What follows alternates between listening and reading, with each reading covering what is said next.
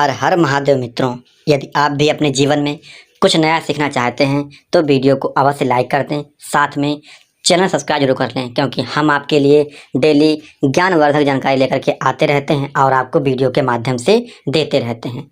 यदि आप चाहते हैं कि सावन के महीने में आप जो भी व्रत रखें उसका आपको फल मिले, तो हम आपको बताएंगे कि आपको क्या गलती नहीं करनी है। यदि आप यह गलती कर देते हैं तो आपका व्रत टूट जाएगा और आप जो हैं परेशानी में घिर सकते हैं। हो सकता है कि आपको व्यापार, नौकरी जैसी चीज़ों में हानि हो सकती है और आपका स्वास्थ्य भी खराब रह सकता है। साथ में आपके ऊपर भगवान शंकर की कृपा भी ना रहे और आप व्यापार, पैसों आदि की तंगी में फंस सकते हैं। तो हम आपको बताएंगे कि आपको सावन के महीने में क्या गलती नहीं करनी चाहिए। तो उससे पहले आपसे करेंगे रिक्वेस्ट कि आपने अभी तक कमेंट सेक्शन में सच्ची श्रद्धा, सच्ची भक्ति के साथ में हर हर महादेव नहीं लिखा है तो आप अवश्य लिख दें। हम आपको बताएंगे कि आप कैसे अपना व्रत पूर्ण कर सकते हैं और फल पा सकते हैं। आप लोग कमेंट सेक्शन में अपनी राशि भी लिख दें, क्योंकि हमें आपकी राशि से जुड़ा हुआ कोई भी उपाय मिलेगा हम आपको बता देंगे, जिससे आप अपने जीवन में खुशियां पा सकते हैं और आपके जीवन में जो भी बाधाएं चल रही हैं उनसे भी आप छुटकारा पा सकते हैं। सावन के महीने में आपको यह पहली गलती नहीं करनी है कि आपने उपवास रखा हुआ है या आपने व्रत रखा हुआ है और आप किसी से उधार मांग करके फल खाते हैं, तो यह घोर पाप माना जाता है। कहा जाता है, शास्त्रों में कहा गया है कि व्रत के दौरान किसी से भी उधार मांग करके ना खाएं। आप चाहें सावन का ही व्रत हो या कोई भी व्रत हो, आप उधार मांग करके फल इत्यादि बिल्कुल ना खाएं और ना ही किसी की चुगली करें और ना ही किसी को कर्ज दें और ना ही किसी से कर्ज लें। यदि आप ऐसा करते हैं तो आप घोर पाप में पड़ते हैं और आपका व्रत टूट जाता है, साथ में आपको व्रत का कोई फल प्राप्त नहीं होता है।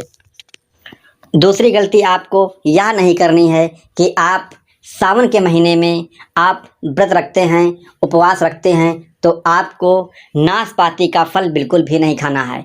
आप चाहें तो व्रत के दूसरे दिन या किसी भी दिन खा सकते हैं, लेकिन जिस दिन आपने व्रत रखा हुआ है उस दिन आप बिल्कुल भी भूल कर भी आप जो है नाशपाती के फल का सेवन ना करें, क्योंकि उसका नाम ही है नाशपाती। इसीलिए आप लोग उस फल का सेवन बिल्कुल ना करें, क्योंकि ऐसा करने से आपका व्रत असफल हो जाएगा, टूट जाएगा। आपको तीसरी गलती यह नहीं करनी है कि आप सिंघाड़े या कुट्टू का आटा खाएं, क्योंकि कहा जाता है लंबे समय से रखे हुए आटे में कीड़े इत्यादि हो सकते हैं। यदि आप कीड़े का सेवन कर लेते हैं तो कहीं ना कहीं आपने मांस का सेवन कर लिया है। कहा जाता है कि सावन का महीना पवित्र महीना होता है, इसीलिए आप लोग पवित्रता वाली चीज़ ही खाएं, ऐसी चीज़ें ना खाएं जिससे आपका व्रत भंग हो जाए और आप मांसाहारी बन जाएं व्रत के दौरान और आप भगवान शंकर के क्रोध के पात्र बन जाएं। तो आपको कुट्टू, सिंघाड़े का आटा भी व्रत में नहीं खाना है। चौथी गलती आपको यह नहीं करनी है कि यह आप पूरे साल इससे बच सकते हैं, बचना भी चाहिए कि आप किसी मंदिर जाएं तो जूते चप्पल आदि पहनकर बिल्कुल ना जाएं। आपने अनुभव किया होगा जब आपके कमरे में कोई जूते चप्पल पहन के आता है तो आपको कितनी गुस्सा आती है, वैसे भगवान को भी गुस्सा आती है, भगवान को भी क्रोध आता है। इसीलिए आप जूते चप्पल पहनकर बिल्कुल ना जाएं। साथ में कुछ लोग चमड़े की चप्पल पहनते हैं, तो वह कहीं ना कहीं किसी जीव की हत्या करके बनाई गई है और आप यदि ऐसा करते हैं, चप्पल पहन के जाते हैं, तो आपको घोर पाप लग सकता है। तो आप इस चीज़ से भी आपको बचना चाहिए। पांचवी चीज़ देखी गई है कि कुछ महिलाएं जिनको मासिक धर्म आ जाता है वह उस दौरान भी मंदिर चली जाती हैं बिना किसी को बताए हुए। तो ऐसी महिलाएं भगवान शंकर के क्रोध का पात्र बनती हैं। कहा जाता है कि मासिक धर्म के दौरान महिलाएं अपवित्र हो जाती हैं। जब कोई व्यक्ति अपवित्र हो जाता है तो उसे मंदिर नहीं जाना चाहिए। यदि वह मंदिर जाता है तो कहीं ना कहीं वह अपने परिवार और खुद को कष्ट में डालता है, क्योंकि उसके इस कार्य के लिए भगवान या देवी देवता उसे दंडित करते हैं। तो आपको इस चीज़ से बचना चाहिए। छठी बहुत ही महत्वपूर्ण बात बताने जा रहे हैं आपको हैं, आप लोग उसको ध्यान से सुनना। यदि आपने अभी तक वीडियो को लाइक और कमेंट सेक्शन में हर हर महादेव नहीं लिखा है तो आप उसे अवश्य लिख दें। तो छठी बात यह है, छठी गलती आपको बिल्कुल नहीं करना चाहिए।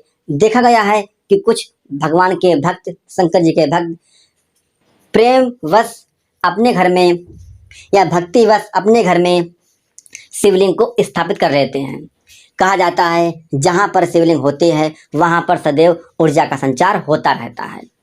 तो लेकिन एक बात देखी जाती है, पुराण में लिखी हुई है कि जहाँ पर शिवलिंग होती है उसके ऊपर सदैव जल की धारा बहनी चाहिए।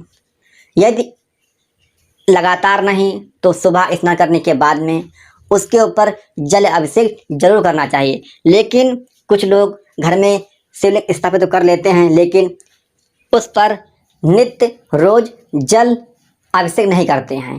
तो यदि आप ऐसा करते हैं तो आप भगवान शंकर के घोर पाप का भागीदार बन जाते हैं और भगवान शंकर आपको दंडित कर सकते हैं, जिससे आपका जीवन पूरा पूरा बर्बाद हो सकता है।